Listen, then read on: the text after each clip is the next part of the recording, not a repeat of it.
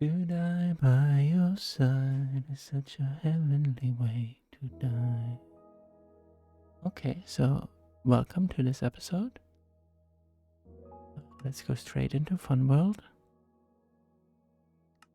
So I was singing that song a little bit because it's relevant to what we're talking about today.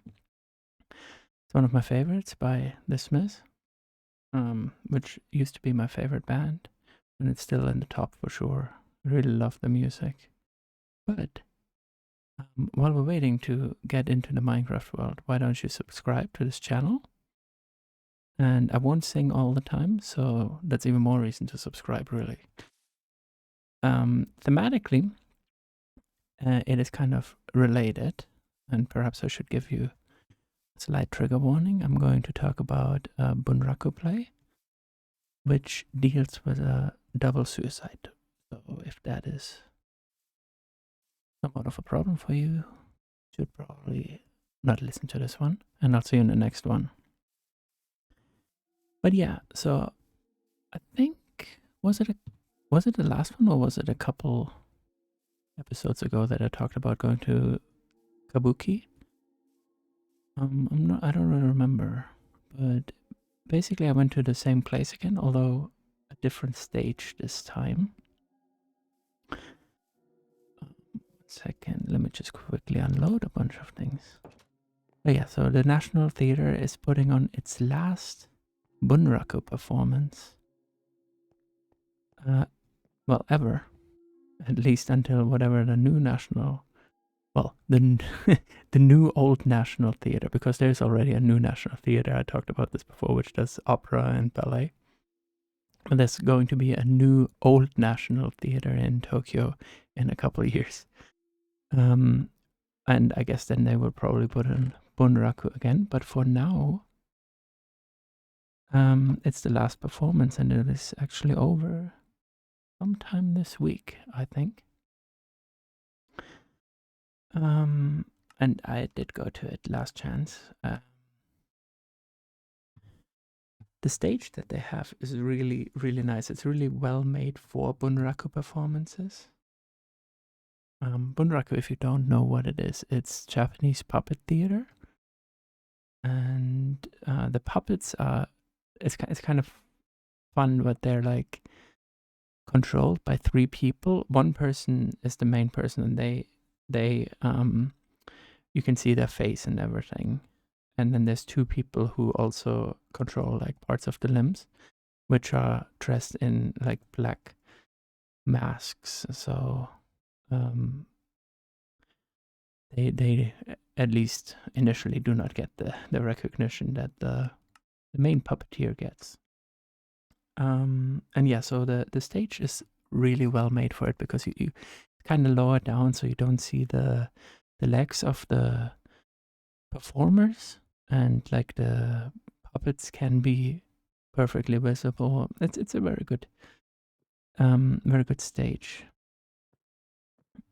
that they have there. So it will be a little bit sad to not have that in Tokyo anymore. There is a National Bunraku Theater in Osaka, which I haven't been to, but would like to go to sometime as well. Let me see. Oh, you can stack them. That is very useful. We're gonna throw out, oh, so just some coal. Who needs coal? When? Oh, I forgot. I forgot about that one. Previous Marius was already thinking ahead, and then current Marius was not thinking behind. That's, yeah, accurate. Either way, so yeah, I just wanted to unload basically everything. Blah, blah, blah, blah, blah. And maybe if there's a bit more sun, this one I actually need for something later. My friend Bene gave me an idea about, I guess I'll spoil it, maybe making a bit of a shrine here as well. I mean, I'm not to blame completely for the death of this chicken, I think. I mean, maybe Bene disagrees. But still, I think having a shrine would be nice. I'm reading a book about the disappearance of rituals right now, and having, oh no, it's so much worse than I expected. Oh, did I? I'm so bad at this game. Let me see, where are my Oh no, I just don't have any torch. Now I feel like I'm a little bit under pressure to quickly make a bunch of torches. Okay, that should be enough. Is it already dark? No, we missed the sun set too because we were. I think it's beautiful though, right? Like this moonrise is really nice. I'm just trying to hurry around and make a little bit more of light so I have more space. Ah, but there, okay. Here they are already. That's okay. That's all right. That's okay. I'm just going to talk a little bit about the Bunraku tonight. And I guess I could just sleep, right? Oh, gee, Lord. That was a close one. But I mean, I should just be able to sleep. I forgot. Sleep. I could sleep a little bit. No, I can't because I have to wait for the stupid things to get away again.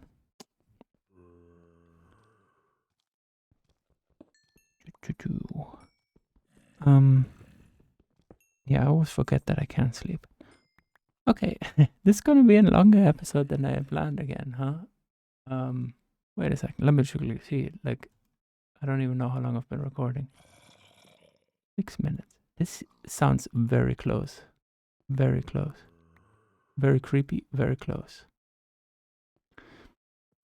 Yeah, and I've not even gone into the story yet.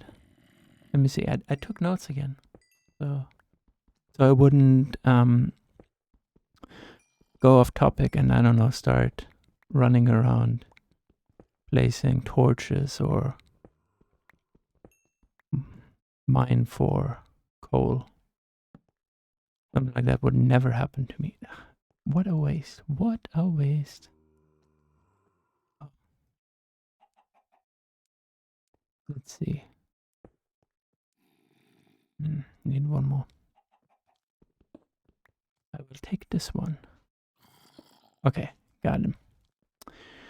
Okay, so let's see. Yeah, I did take notes. National Bunraku Theater in Osaka. Yeah, I definitely want to go there. Okay, and usually they have different types of puppets as well. So, there's like bigger ones that are more important. There's smaller ones, and this one is completely with smaller puppets, and the reason for that is I'm going a little bit ahead, but it's all about like non-aristocrats, not like powerful people. It's like what they call a domestic play. And so they use all the same size puppets. And in Kabuki, it's all actors who play female-looking roles, I think, is what I heard. Although I have not seen it as Kabuki yet, obviously. What, I mean, what, come on, monsters nearby, what does that even mean? Come on, just let me sleep. Be cool. Either way. Sorry, I should have gotten some water again. Yeah, this play, I think it was abbreviated, but it's a very famous play. And it is called something, and I didn't write down what it's called in Japanese. Let me just see. It's called Sonesaki Shinju. And that means the love suicides at Sonesaki. I guess I'll just tell you, like basically, like in the last time, I'll tell you the names of the main characters. There's 3 of them. Look, the chicken, just fearless little chicken. I'm like inside, being scared out of my wits, and the chicken's just running outside. All right, so there's 3 characters. The main guy is called Tokube. He's I think he works in a tofu store or a soy store. They said it's like different translations in the information that I read. Finally sleep. Merciful sleep. But yeah, so he's a hardworking. He's a good guy. We're rooting for him. We like him. And then there's Ohatsu, who's a courtesan, which I'm pretty sure. It means prostitute in this case. Like, obviously, it's not a geisha or something like that. It's actually a prostitute. I'm pretty sure. But what is it? What do you mean but? Like but there's also a third character. That's weird. A weird segue. And there's also a third character, and his name is Kuheichi. And he's the villain. He has a red face, or he had a red face in the performance I saw. So we know he's bad. He's a bad guy. Don't like him. But Tokubei doesn't know that he's a bad guy. So let me start. The first scene is Ohatsu and Tokubei falling in love. They meet each other. They're like, we love each other. We're like how it happens sometimes. I talked about this in the Kabuki one, falling in love. Quick situation sometimes. In Kabuki and Bunraku plays. Or just generally. Romeo and Juliet also, right? Like, that was like, love at first sight, kind of like, crazy love at first sight. And like also a double suicide. Interesting. Well, I guess it wasn't really a double suicide. It was I don't want to go into technicality of that one. Either way, so they meet each other, they're in love, and Tokubei talks to Ohatsu about his troubles. Basically, his troubles is his uncle, who owns the tofu shop that he's working in, is some nepotism, even back then, even among the not so privileged classes. Sometimes it's good to know an uncle who has a soy/tofu shop, because then you can work there, even if you're a hard good worker. It helps, have connections. Can I just take this? Yes, it is mine. I've planted it. So his uncle. That is slow. His uncle wants him to marry his wife's niece or something. What the hell? There we go. I thought I made it better when I turned down the resolution, but it's still kind of slow, isn't it? I really should sow some more seeds. All right, let's do this. So his uncle wants him to marry, and his uncle already accepted the dowry, which kind of like, dick move, uncle. Maybe ask first if the guy wants to get married, right? Which he does, just not to that girl, to the niece of your wife. Like, where's that even coming from? Think it a little bit. Come on. Either way. So, since I watched an abbreviated play, a lot of things are just told. I'm thinking they're not scenes. I think sometimes they would show a whole scene. Not 100% sure. But either way, so Tokubei went to get the dowry back so he can pay it back, so he doesn't have to marry that girl he doesn't want to marry, and then instead he could marry Ohatsu, and they could be happy forever. But on the way back, and this is where tragedy strikes for a second time, his old friend Kuheichi, the one with the red face, he is like, dude, you gotta lend me some money. That's what he says in Japanese, in old Japanese. He's like, dude, I need some money. And obviously, Tokubei doesn't want to give him the money, really, right? Because he's kind of like, well, I'm kind of relying on this money. But he's like, dude, I'm going to die if I don't have that money. And Tokubei is a good guy. And he's like, I know Kuheichi. We've been kids together. He's He's a great guy. I can trust him. Even though I can trust him, I'll make him sign this promissory note, but it'll be fine. Tokubei, terrible judge of character. It's not fine. The next time they see each other, Tokubei is like, can I get my money back? And Koichi is like, what money? I've no idea what you're talking about. And he's like, what do you mean? The money I lent you. And he's like, don't have any money, don't know anything about no money. And then he's like, what, you wrote me this promissory note? And then there's like the mind bender, and he's like, I see, this is a forgery. Look at that. The seal I affixed, in Japan, and I think also in China and stuff, they have like a lot of stamps where they have their name on. And it's like, the seal I affixed. Well, it doesn't say I affixed. The seal that's on there is one that I had lost days ago, and I already registered this with the government. So you're trying to pull something, huh? You're trying to make me pay you money I don't pay. And so, okay, I don't know if you're following this, but basically, yeah, this is how the scam works. He registered his seal as stolen, but it wasn't really stolen. And then later, he used it on Tokubei, on the promissory note, so that it seems like someone else, like Tokubei, stole the seal. And if the government was seeing it, it's like, well, this guy, Koichi, he said that seal was stolen, so obviously he wouldn't use it because it's stolen. And so, yeah, basically Tokubei is like in a bit of shit, as they say. He really has no way of getting the money back. Well, either way, so he's disgraced. Koichi, he's like living it up with the dowry. Wait, I wanted to do something. I slept for a reason, and now it's all this. Namely, I wanted to get shears and go on a little shearing adventure. Wait.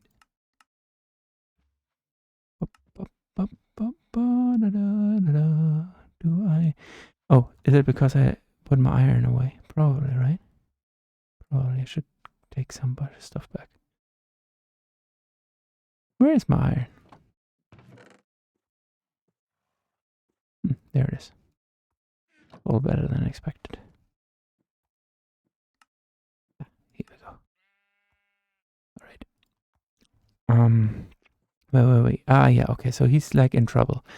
Either way, let me just quickly see if I forgot something, Lends money for a dowry accepted. Yep, glove, promissory note. Forgery register seal, that's very true. Okay, so it's nighttime now, and Ohatsu is at the brothel. She's been whisked away, during a little bit of a fight scene that broke out because, the Koichi guy was kind of like, I won't pay you back, like I said. And so it's nighttime, and Ohatsu is, oh no, oh damn, I hit the sheep. Is okay. It's okay. Might not trust me again, but it's okay. Need a better computer. Like, what the hell is going on here? Why is everything so slow? There we go.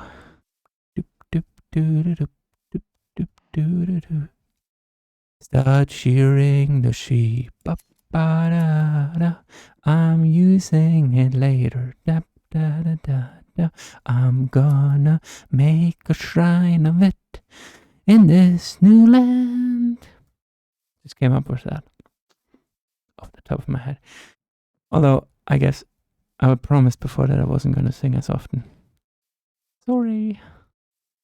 Okay, so it's nighttime.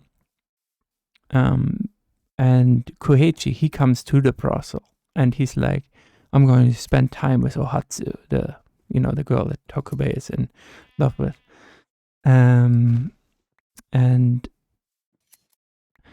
before that can happen, basically Ohatsu and Tokubei meet in the garden, and he has to hide under the veranda that they have, but he can touch like her legs while some other people are in the room, like the Koichi is in the room, and and some other courtesans are in the room, but they can like communicate by touch.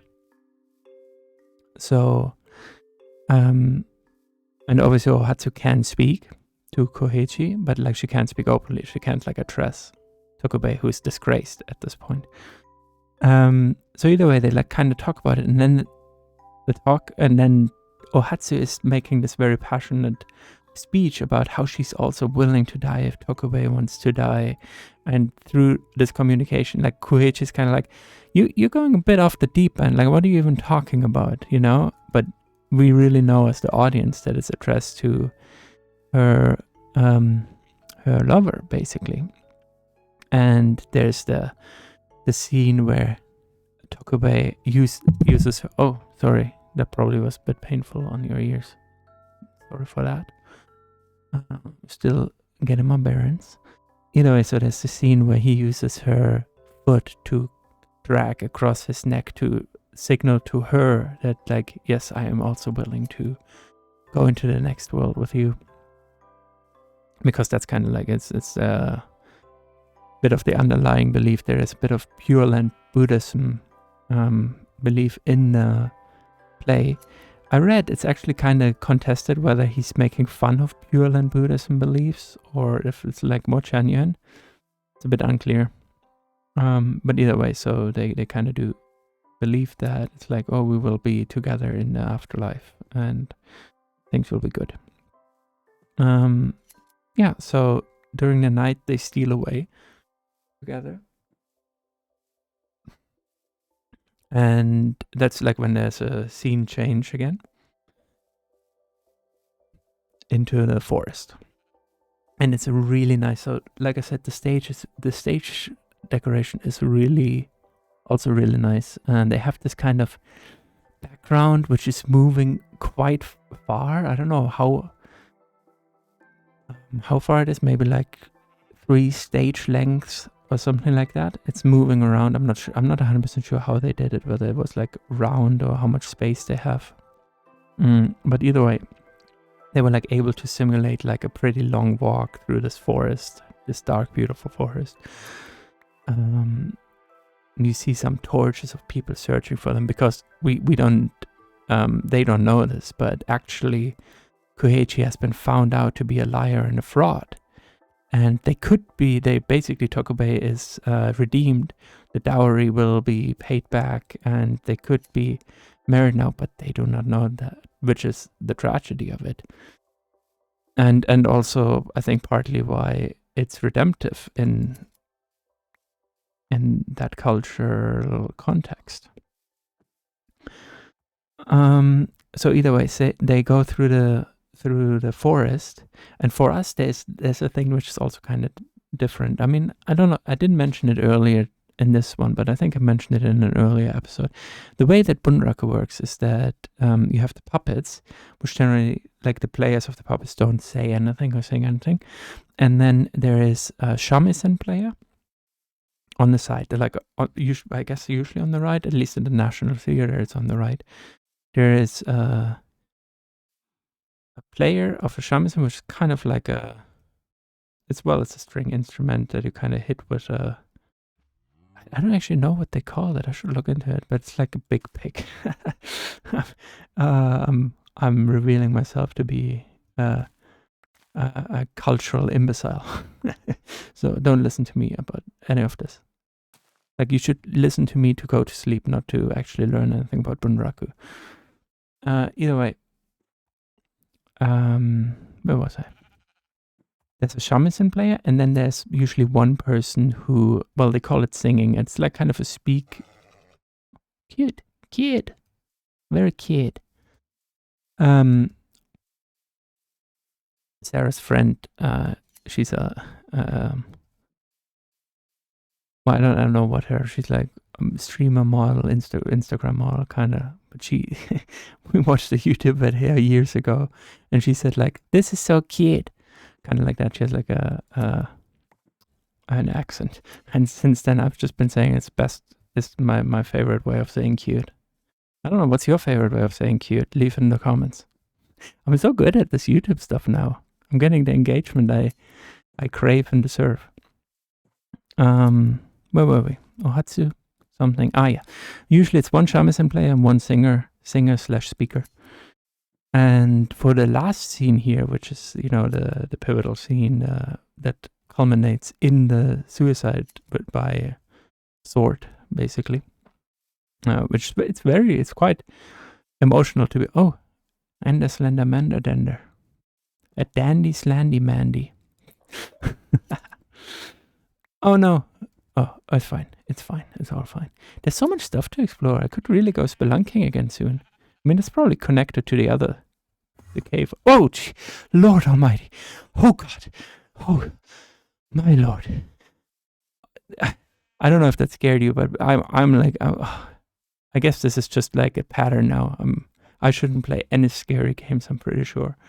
I just die on the spot if something scary happened, like a slender mander dandy Andy.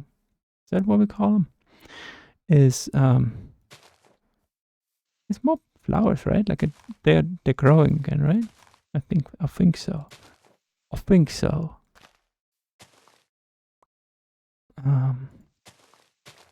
But yeah, so Slenderman and Enderbander teleports around me, and I'm just in pieces. I'm like, oh God, I'm dying. I'm so scared. What happened? Like a horse whinnies or whatever, and I'm like, what's going on, man? Is it sunrise? Is that okay? Okay. I'm really talking a lot about Bunraku today. I didn't want to make it this long. It's also very late, actually. I should be sleeping. Either way, okay. Last scene, we get 5 shamisen players and 4 singers who work in unison at times, and it's a really interesting, like completely different vibe to the other scenes and like normal Bunraku scenes. So that kind of really added to it. It was very fun. Yeah, okay. I mean, so that's basically it, right? Like, there's the like kind of a countdown, and upon the 6th chime of the bell, they basically, well, one kills the other and then himself, and that's the end of the play. We curtain, and very interesting play, very common also. Like, I mean, I think this was one of the first double suicides. They're called shinju, which means lover suicide. It's just a Japanese word for lover suicide. It means what is it? One kanji is hard, and I forget what the other kanji is right now.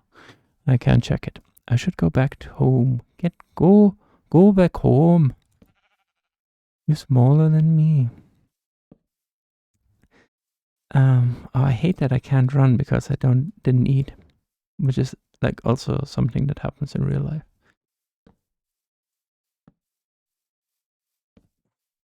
Okay, there we go. Yeah, the play was really good. I really loved it. And then maybe I should talk a little bit more about the ambience, or like what happened around, because there was an intermission, and in the intermission, I decided to, well, when I went to Kabuki, I decided I'm going during the intermission have dinner there, and so I pre-ordered a bento set, which you have to order well in advance, otherwise you won't get it. Oh, a sheep, not a skeleton. Nice. Lucky me. And I was the only person that pre-ordered because you can tell there's like seats for people who ahead of time reserved, and people who just get something on the spot, because they can also, like, they can't get bentos, they can get like ramen or curry, like more easy to make, more batch fare, I guess, which is also really good. I ate it before. But yeah, the bento was really elaborate. It cost about 3,000 yen, which is what, like $18? I don't know how much. The dollar is really strong right now, but it was a really good deal for what you got. And I got like a set of postcards as well, which I probably won't use, but they look really cool. Let me see. Is there anything else that I really should talk about?